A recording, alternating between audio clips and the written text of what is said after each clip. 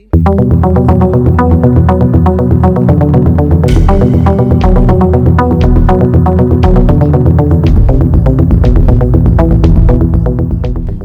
হামলার জবাবে শতাধিক ক্ষেপণাস্ত্র হামলা চালিয়েছে ইরান। তেল আবিব সহ দেশটির বিভিন্ন শহরে সাইরেন বাজছে এবং বিস্ফোরণের শব্দ শোনা যাচ্ছে।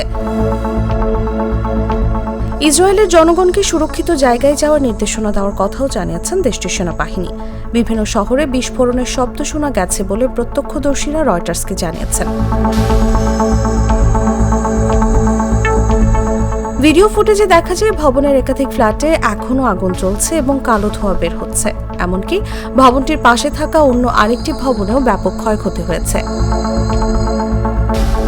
অন্যদিকে ইসরায়েলি সংবাদপত্র হারেৎজ জরুরি সেবার উদ্ধৃতি দিয়ে জানিয়েছে, মধ্য ইসরায়েলে অন্তত 15 জন আহত হয়েছে। তেল আবিব ও জেরুজালেমে সাইরেনের শব্দ শোনা গেছে।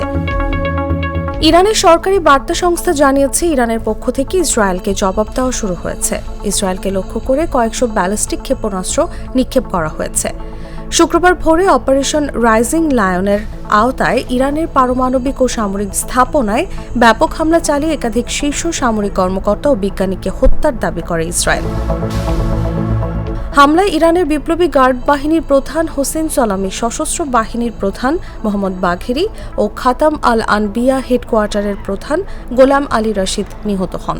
এছাড়া ইসরায়েলের এই হামলায় ইরানের 6 জন পরমাণু বিজ্ঞানী নিহত হয়েছেন বলে জানিয়েছে বার্তা সংস্থা তাসনিম।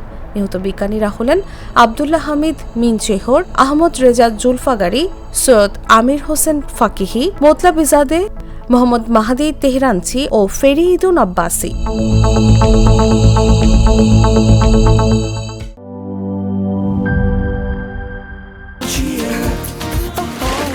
চিল হবে রিফ্রেশিং মুডে। চিয়ার আপ, চলো উড়াই খুশি।